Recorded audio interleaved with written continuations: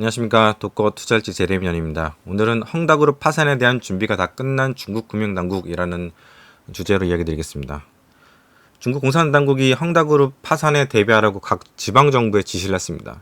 헝다그룹 자체적으로 중국 각지에 800여 개의 부동산을 가지고 있기 때문에 이와 관련된 부채와 계약 문제에 있어서 잡음이 있을 것이니 이에 대비하라고 하는 분위기입니다. 그런데 시장의 분위기가 신기하게도 안도랠리입니다.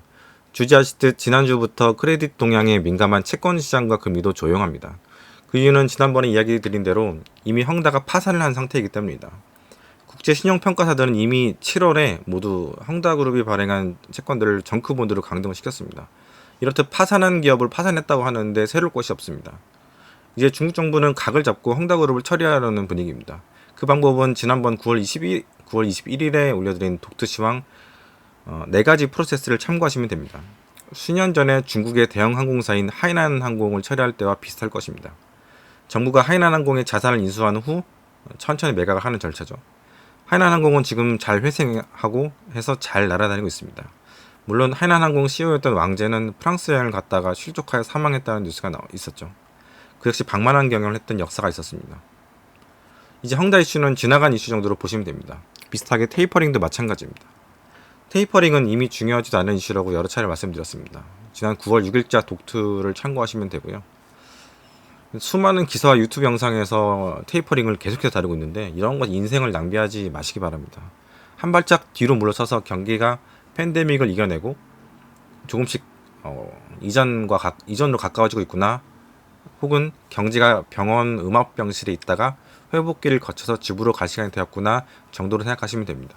이제서야 주식시장에서 정상적인 플레이를 할 수가 있는 거죠. 연준은 테이퍼링에 반응하지 않는 주식시장을 보고 좀 더 일찍 테이퍼링을 시작해도 된다고 판단한 것으로 보입니다. 사실 테이퍼링이 올해 하든 내년에 하든 그게 크게 중요하진 않습니다.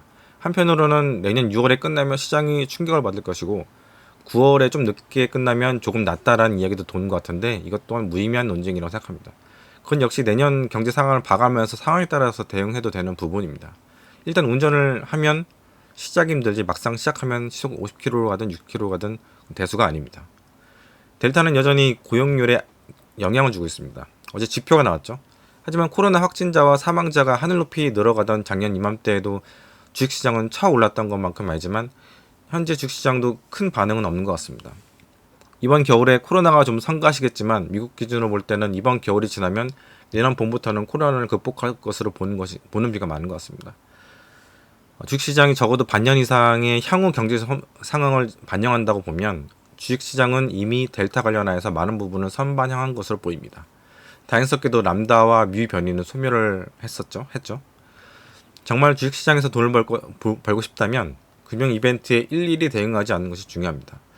저도 전업투자자가 되었고 많은 자산이 미국 주식에 있지만 하루 중 시장 동향에 파악하는 시간은 별로 되지 않습니다. 그보다는 매일 아침 6시부터 8시까지 2시간 동안 책을 봅니다. 지금 읽고 있는 책이 워렌 버핏의 주주사안인데 사놓고 다른 책들을 보느라고 밀려서 읽지 못했던 책입니다. 그러나 정말 주옥같은 이야기들이 많이 나옵니다. 월가와 경제지 기자들의 이야기보다는 정말 꾸준하게 시장에서 돈을 번 사람의 노하우에 귀를 기울이는 것이 낫지 않을까요? 어차피 그들의 전망은 잘 맞지 않을 테니 말입니다. 어차피 시장의 수많은 전략들은 대부분 맞지 않습니다. 유능한 애널리스트들이 시장을 맞춘 확률을 대략 45% 정도로 봅니다. 버핏도 승률이 50% 넘으면 당신은 주식 투자에서 성공할 수 있다고 이야기합니다. 그에 비하면 저 같은 개인 투자자, 비록 증권사 출신이라고 해도 역시 마찬가지입니다. 하지만 좀 더 시장을 공격적으로 예측을 하려는 편입니다. 삼진도 물론 많고 홈런도 많긴 하지만 말입니다. 독트는 최대한 일주일에 한 번은 쓰려고 하는데 시장에 대한 뷰를 별로 바꿀 필요가 없다고 판단이 되면 굳이 글을 쓸 필요가 없습니다. 만약 독트가 자주 올라오면 이 사람이 뷰가 틀려서 바꾸려고 하는구나 라든가 아니면 시장에 신경 쓸 이벤트가 조금 많아졌나 보다 라고 생각하시면 될 것 같습니다. 개인적으로 주식 차트를 검색해 본 지도 몇 주 됐고 장고도 잘 보지 않습니다. 차트를 보면 수익실을 하고 싶죠. 버핏은 이것을 보고 꽃을 꺾는다 라고 합니다. 한창 자라나는 꽃을 만개하기 전에 꺾는 것이죠. 저는 2017년쯤에 엔비디아 주식을 90불쯤에 사서 180불 정도에 팔았습니다. 그때 저는 테마가 업종이 되면 주식은 10배 간다라는 이야기를 독도해서 했었는데도 말입니다.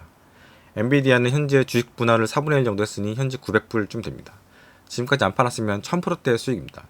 이렇듯 차트를 보면 어떠한 판단을 하는데 합리화하기가 좋습니다. 그래프 자체는 이성적인데 그것을 보는 내 마음은 한없이 감성적입니다. 인간의 뇌는 감성이 먼저 오고 합리화가 그 다음에 온다고 심리학 책에서도 이야기하죠. 다들 비슷한 경험들이 많으실 것입니다. 차트는 덜 보시고 대신 내가 산 기업이 어떠한 상황인지, 그리고 내가 이 사회 임원이 된다면 어떠한 판단을 해야 될지, 이런 마음으로 주식 투자를 하시면 좋을 것 같습니다. 좋은 주식이 있다면 물렸다 생각하시고 물을 타시기 바랍니다. 사서 모으시라는 얘기죠. 시장에서 돈을 잃고 있다면 하던 방법에 반대로 해보시기 바랍니다. 그러면 당신은 전설적인 투자자가 될 것입니다. 아인슈타인과 똑같은 행동을 계속하면서 다른 결과가 나오길 바란다면 정신 이상자일 것이다 라는 말이 있죠. 딱 올 4분기만 평소와 다르게 해보시기 바랍니다. 유튜브에서 독거 투자일지를 검색하시면 시황 외에도 investing.com에 올라오지 않는 서평 등 다양한 투자 정보들을 접하실 수 있습니다. 감사합니다.